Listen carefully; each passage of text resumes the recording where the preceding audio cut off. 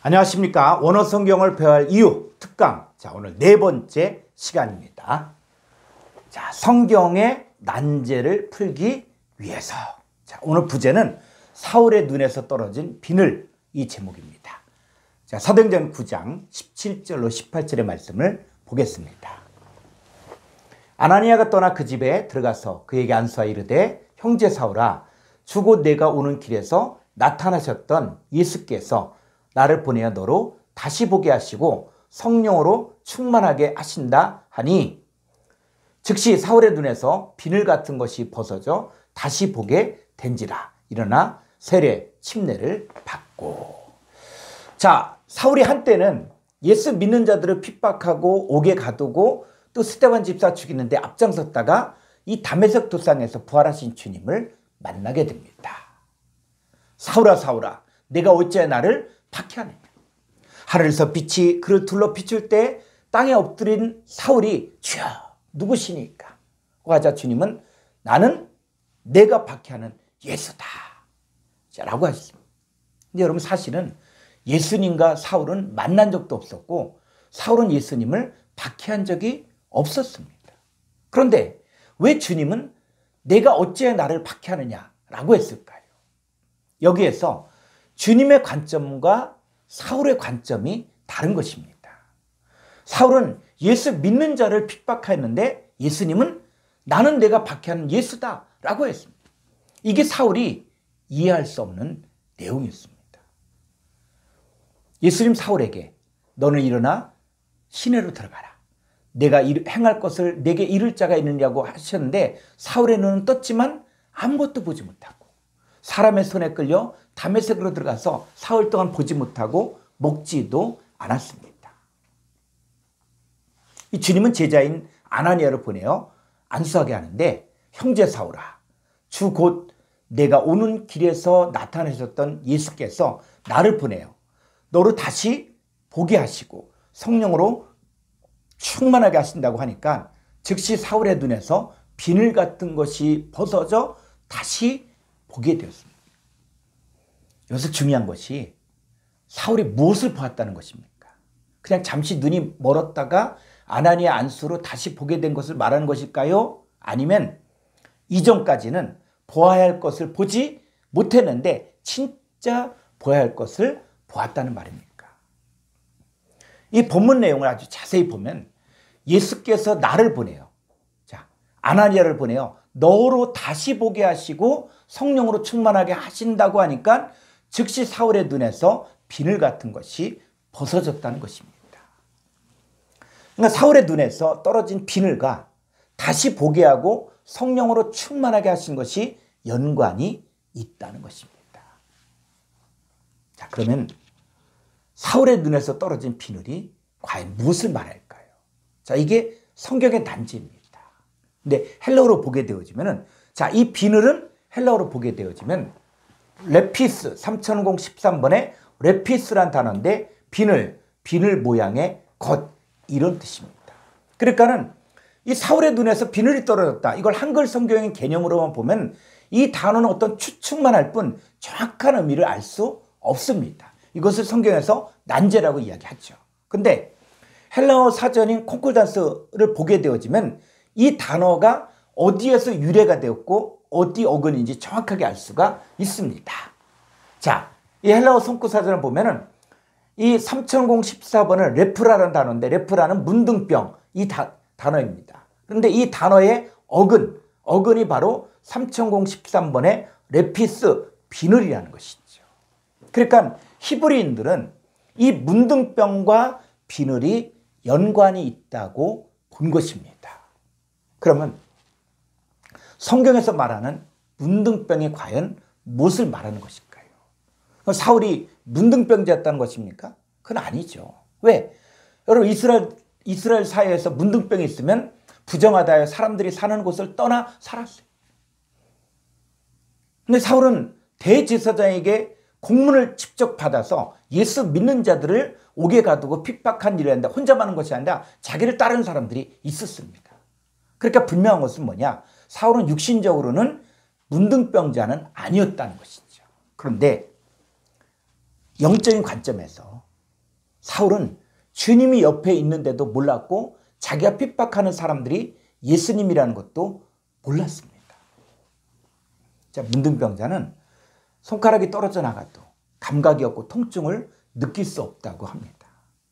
자, 사울은 여호와 하나님을 섬긴다고 하지만 자기가 박해하는 사람이 누구인지도 몰랐고 또 자기가 무슨 일을 하고 있는지도 몰랐습니다. 단지 유대교에 대한 열심이 있었기 때문에 유대교를 버리고 예수를 쫓는 사람들을 유대교를 위해서 자기가 믿는 하나님을 위해서 예수 믿는 사람들을 박해했을 뿐이에요. 그런데 예수 믿는 사람들이 과연 예수 믿는 사람들로 끝납니까? 아니면 예수님과 어떤 관계입니까? 자, 예수님을 영접했다는 말은 뭐냐면 예수님을 받아들여 예수님과 연합하여 한 몸을 이룬다는 말입니다. 자, 에베소 5장 30절을 보겠습니다. 자, 우리는 저와 여러분이죠. 그 몸 누구의? 예수님의 몸의 지체라는 것이죠. 그러니까 저와 여러분들은 예수님의 몸의 지체, 예수님과 같은 몸이라는 것이죠. 자, 이 에베소 5장 30절을 스테반 원어 성경을 보게 되어지면 더 정확하게 번역이 되어 있습니다.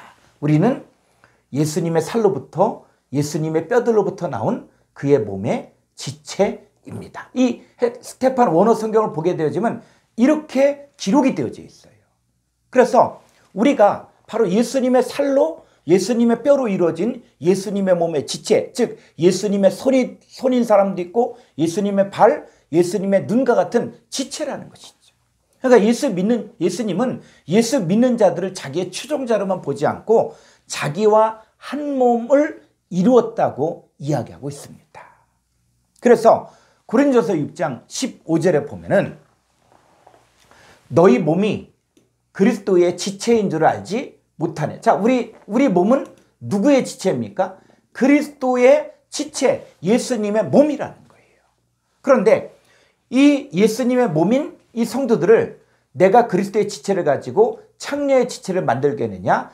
결코 그럴 수 없느니라. 자, 지금 어떤 이야기를 하고 있는 것이냐면 바로 고린도 교회 고린도 교회에서 일어난 일들인데 고린도 교회에서 복음을 전하고 가르치는 사람들이 성도들을 그리스도의 지체를 만들어야 되는데 오히려 반대로 창녀의 지체를 만들고 있다는 것이에요. 그러니까 우리 몸이 그리스도의 지체인 줄 알게 되면 예수 믿는 자들을 누구로 돼야 됩니까? 바로 주님으로 돼야 됩니다. 우리가 말씀을 배울 때는 말씀을 가르친 자 안에 주님이 계시기 때문에 우리는 주님에게 직접 배우는 거예요. 또 다른 사람에게 선을 베풀 때도 내가 하는 것이 아니라 내 안에 계신 주님과 함께 하는 것이기에 주님이 하는 것입니다. 자, 예수 믿는 자들이 나에게 선을 베풀 때에도 그 사람에게 받는 것이 아니라 주님이 그 안에서 일하시는 것이기 때문에 주님에게 도움을 받는 것입니다. 자, 그러니까 사울이 예수 믿는 자들을 핍박했다고 자기는 그렇게 생각했어요. 근데 주님은 왜 내가 나를 핍박하느냐라고 말한 것이죠. 근데 이게 보이지 않으면 그게 진짜 문둥병에 걸려 있는 것입니다. 이 사울이 이 다메섹 도상의 경험을 체험한 이후에 이제 고린도서 5장 16절에 보면은 이 말씀을 기록하고 있습니다. 그러므로 우리가 이제부터 어떤 사람도 육신을 따라 알지 아니하노라. 비록 우리가 그리스도도 육신을 따라 알았으나 이제부터는 그같이 알지 아니하노라. 자, 예수님 고향이 갈릴리 나사렛, 그 나사렛 사람 이렇게 이야기했죠. 육신을 따라 알았어요. 근데 예수님 누굽니까? 그분은 바로 하나님이시죠.